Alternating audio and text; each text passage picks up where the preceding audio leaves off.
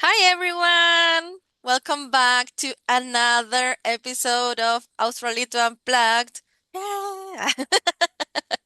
I'm Fabi from the TOD team, and I'm here with my awesome co-host Vivi from marketing, and we have a very special guest, right, Vivi? Yes. Hello, everyone. Hi, team. Thank you, Fabi. We are so excited today because we are going beyond the role with a very special guest. She completely blew our minds at our last summit in Sao Paulo with her epic penguin talk.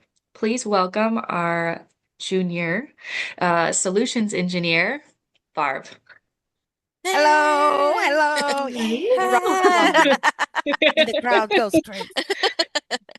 Barbs, thank you so much for joining us today. We are super happy to have you. How are you feeling for this experience? I'm feeling so excited. You guys know I love to talk, so I'm always up for talking. It's amazing. I Thank you love it. for having this, letting me have this opportunity to talk more. Let's start off with some icebreakers. Um, and we know that Barb's has an amazing background in physics, which is quite exciting. So we want to play a quick game called Fact or Fiction, Weird Science Edition. We have three statements for you, and you will have to tell us if they are real or fake. Okay. Okay, I will start. So, statement number one, Barbs. Okay. Bananas are slightly radioactive. Fact or fiction? That's a fact. That's a fact. Banana they are rich in potassium, which is like every type of potassium. There are a lot of them, a lot of isotopes in nature. They are all slightly radioactive, but it's just minor. You'd have to eat an entire banana field to have any kind of effect. So yes, that's true. Oh my God. Interesting. I had no Yeah. idea. Yeah. Um, so the second one is time actually moves faster at the top of a mountain than at the bottom. Yes, it's a fact. It's a fact because we're talking about the principles of relativity, the Einstein's relativity theory. And when you have a place with a little less gravity, it can affect the speed. Of course, it's something that for us, our human perception, it's not measurable in our day-to-day lives. Like if you're just going to climb Mount Everest, you're not going to feel time flying by you unless you're a satellite, and then you need that. I mean, unless you're an atomic clock and you can actually feel and have this slightly difference. But yes, it's a fact. It moves tiny little bit faster. Wow. I had My no God. idea. Me neither. So it's not that we are time traveling when we climb No, we're Mount. not. You're not. I You're wish. not. I wish. Yeah. Yeah, So, statement number three, and the last one of our little game. If you drop a heavy hammer and a light feather in a room with absolutely no air, they will hit the ground the exact time. Fact or fiction?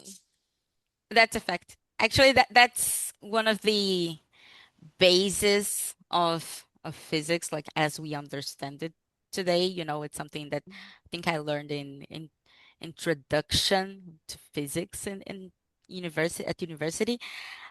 Because what makes, like, if we try to do this today, of course, like right now, we're going to see the hammer just dropping down really fast. And that's because we have air resistance, and if you have no air, you have no air resistance, which is like um, how do you say attrito? I forgot this word.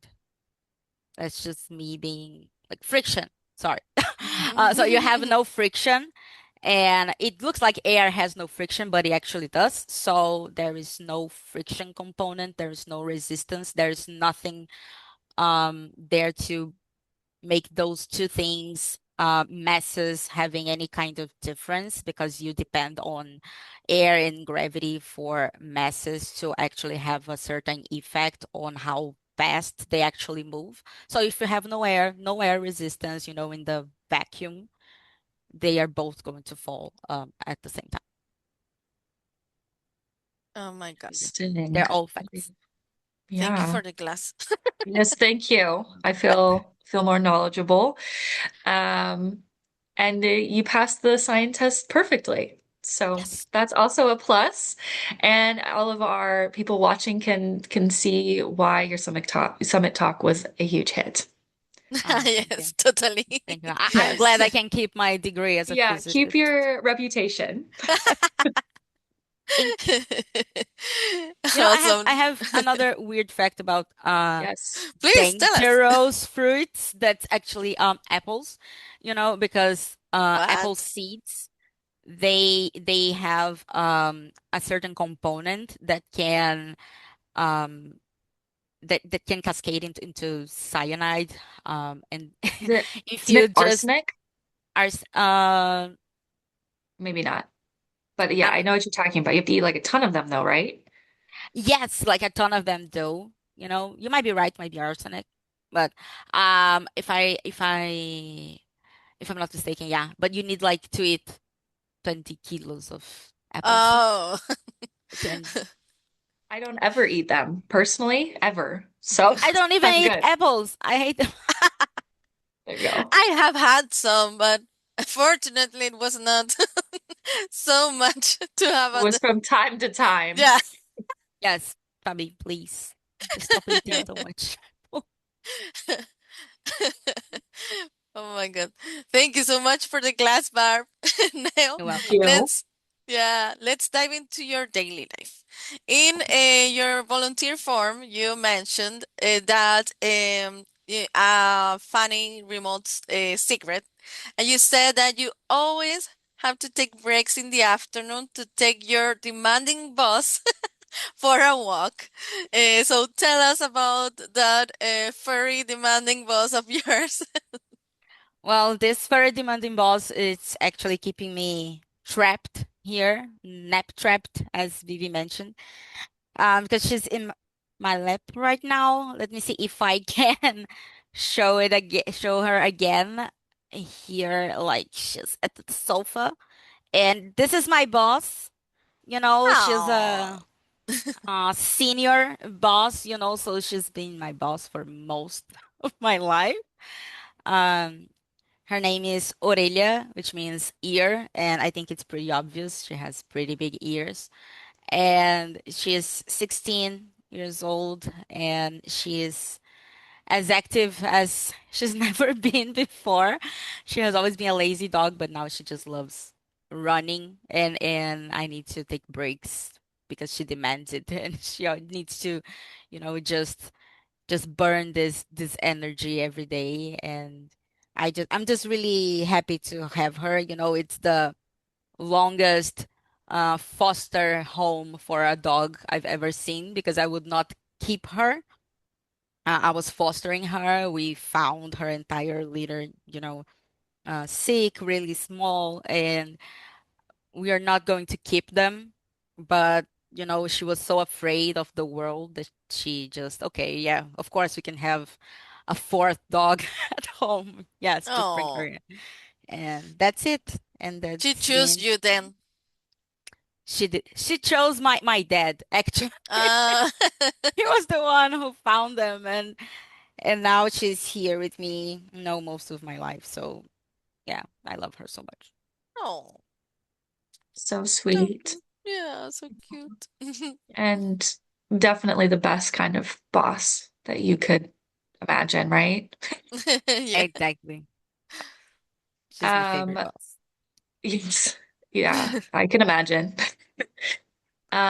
So now looking back at the Sao Paulo summit and continuing off of our, amazing science talk before, we're going to talk a little bit more about um, how your passion for physics started. How did you know that you wanted to study it? I'm a a daughter of two nerds actually. My mom and dad, they always loved science. They both work in technology. They're both IT guys. So um my dad specifically, he really loved Cosmos, by Carl Sagan. So, and Star Trek. So I grew up watching Star Trek and Cosmos by Carl Sagan. As Mm, long as I remember, I've been learning physics. And my family has a lot of teachers, so I always had like encyclopedias and all the stuff. And so my the fun thing I like to do was to like read encyclopedias and watch Cosmos by Carl Sagan. I cannot tell you how many times I've watched the crabs episode, but um the samurai crabs episode, that's pretty fun. You should watch that later. But I so yeah, that made me really curious about the world and trying to understand how things work. And I lived in a countryside, so I could see, all the stars at night. And I until this very day, when I go back to my um the city I was born, and I can just look at the sky, a sky I cannot see here in São Paulo, and just think, oh my God, I'm not looking up, I am looking down, but I'm also looking up, and I'm seeing the past, and it amazes me. So it was always born out of pure curiosity. yeah, this is amazing, Barbs. So fortunate to have grown with that amazing view also Yeah. to inspire you. Exactly. Yeah, Yeah. And Exactly. like super cool. to be surrounded by so many things that fuel your Yes, passion. That's really awesome. yes, amazing. Exactly. Exactly. And being a physicist, like I'm always, like I said, I'm always surrounded by things that are my passion. Mm. Knowledge is my passion. So I really like to learn stuff and try to figure things out. But besides knowledge, technology, physics, uh, do you have any other passion or hobby that you like to do to disconnect from work? Maybe that we don't know. Yeah, um I think the other great passion I have in my life is ballet.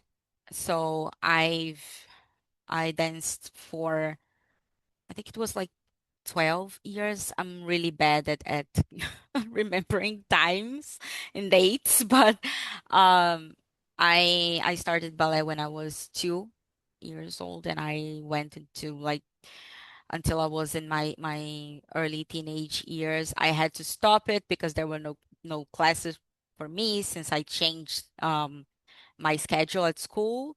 But then when I went to college, I started going to the university, so I had a little more time, and I could actually fit in my schedule. So I started dancing again. So ballet is a really, really great passion of mine. I'm completely in love with Tchaikovsky. I just adore him, and like he's my favorite compositor, and I really like classical music as well. And something that I do today that I always like to do, but I kind of rediscovered this passion. It's riding bikes. So I really like just hopping on a bicycle and just going around and just keeping my mind free of technology and just trying to get in touch with with nature. So I'm just really glad that I can have this moments. Do you still dance at some point or another style, ballet at some point, or you don't Oh, have I the possibility? I can dance anything you ask me to to dance. I love to dance. I mean, I guess you saw it at the summit. Yeah, I we saw really your like skills. We dance. Yeah. Yeah. I dance anything that has a rhythm, Yeah. but I can't dance ballet anymore because I had micro lesions at my knees, and if I dance, there is this chance that my knees will just just get out of their place, and it happened Oh, a couple that's times That's because bad. really painful. Yeah. Yeah. exactly because I not only danced for the sake of dancing, like I was in dance competitions, I was in Wow. great presentations, so Oh. it really took a toll on, on my body. So I can't dance today, I mean, like my doctor said, you can, but should you? And I was like, yeah, Is it no. necessary? Like It's a good point. Yeah. I was like, yeah, I got a point. Yeah, I don't want my knees or cracked. And then I was like, no, I like to walk. It's fine. Oh, that's Yeah. sad. Oh. Yeah. And isn't ballet kind of a form of physics? Like, isn't there a lot of physics involved? Because you have to balance your body in a certain way so that you can spin, or I don't know, maybe I'm wrong, but isn't No, there an element of that? yeah. Well, there's elements of physics in everything, Yeah. literally everything. But Mhm. yes, there's a lot of um mass center, like the center of your body, and you need to Hmm. understand how it affects your movements and your rotations and everything. I actually have this really cool picture I can send you later that I love it. There's a ballerina. She's doing a jump, and her legs is like completely straight in the air, and there is all these angles and everything, like showing the mathematics and geometry of ballet, and I really like that. Wow. But yes, I mean that there is a physics component to that, specifically when you're talking about rotations and talking about Mhm. um having your equilibrium, your Yeah, understanding where your center is. So very it's interesting. Thank you. Yeah. Thank you. So now we're just going to go back in time for a little bit. When you were 10 years old, did little Babs imagine, or Barb's, sorry, Babs, oh my gosh, Barb's imagine that she would be working as a solutions engineer for a global company at home, or was there a different dream or vision? well, I wanted to be a ballerina actually. I wanted to dance for Bolshoi. But I Oh. also wanted to be Cool. a scientist. Like I had Mm. like two big dreams, like being a scientist and being a ballerina. And in a way, I can say I fulfilled both of those dreams. I'm not a professional ballerina. I'm not dancing at Bolshoi, uh, but I was a ballerina, and I still keep this passion alive with me, like for the rest of my life. And I I became a scientist. So as a You physicist, did. actually the entire name of the course is computational physics. And as a physicist, I went to the experimental physics side. So I worked at a lab. I was part responsible for that lab. I even have the keys. Really? I hope, yes, like I hope my professor, he does not see this because I never got those keys back. I kept it as a souvenir, but I used to help coordinate students from high school that wanted to visit the university, and I I actually worked as a scientist. So this makes my heart really warm, that I actually did it. But I always knew I wanted to work solving things and Mhm. anything related to computer because, my parents. So I can say that in a way I'm doing something that really talks to the 10-year-old Barbs. Totally. You think that she would be satisfied? Is what you're like, she'd be Oh, happy with. all of what you've created? I think should be really proud. I think Yeah. should be Oh, really proud, Yeah. honestly. I think she would be happy that we kept the curiosity alive, that we really kept the this passion for knowledge and wanting to always know a little more. Hi, mm. Rosita. Meow. Hi. Hi. Hello, baby. She's biting me. Yeah, She's Hi, baby. aggressive. that is the kitten way. They like to The- bite. Yeah. Oh, oh, perfect. Well, thank you. Thank you for sharing. So a little bit from the marketing side, I have a question. Um, so your role as a solutions engineer requires a lot of technical problem solving skills. And how do you think that your background in physics helps you look at tech challenges differently here at Austral? Well, I think it helps me having um logical approach to things, and trying to understand like what's going on so I can try and help in the best way I can. Um, I I really like to have a step-by-step process, and this really comes from having this um background in exact science.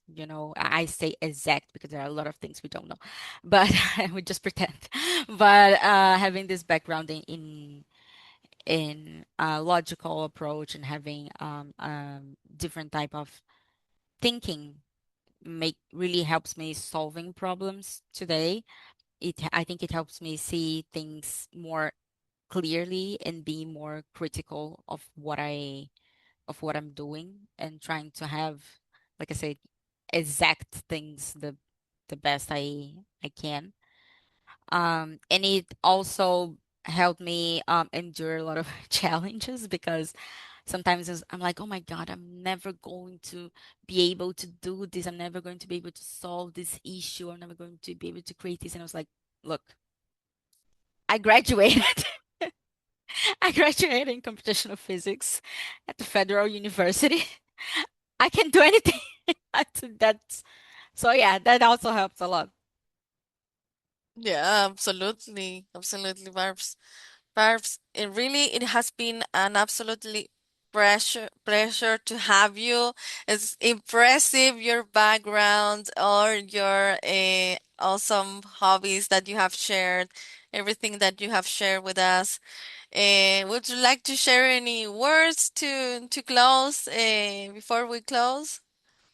Well, I really want to thank you for the opportunity, the TOD team, the marketing team, and also as a whole for giving us this opportunity for people to know us and see that we we are more than just a title, like a role, and we are individuals. And I really appreciate that Austral values our individuality, and I can be my weird self here. So I am really happy to be part of all of this. So thank you.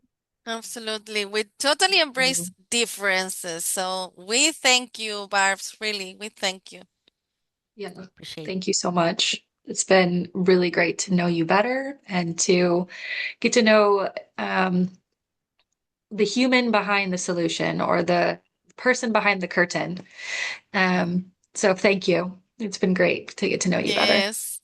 So, Thank you for the time. Australitos, we want to hear from you as well. So please click in the volunteer form if you would like to be here as Barb did. So we will be super happy with Vivi to host you and to get to know you better, as Barb said, as humans more than the title. So that's the idea of this, beyond the role.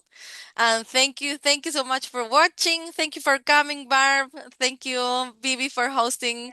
See you in another episode. Take Hey, care. Thank Bye you. bye. Bye bye. I need to make an addition Oh, before we sorry. go. See, Ah, because I was looking it up. I was like, no, did I say it wrong about apples? It was really arsenic. No, and it is cyanide. perfect. I need to Okay, know that. great. Great. No, no, You you were see, right. I need the answers. You're like, I actually know things. You I know, am a I'm fact scientist. checking. I'm just fact checking. This is Sorry. the little at the end of the Marvel movie, the little the little bit at Yes, the this is very the end of post the credit. Post credits. Yeah, credits. the post credits. The post Put it credit in black and extra. white and let me just talking. I want to say Yeah, maybe we can put like she was correct. Viviana did not know what she was talking about. it was A cyanide. little little thought bubble. Thank you so much. Yes, Thank thank you. See you. you. See Bye Have a you. good one. bye. Bye, Bye bye. girls. An addition.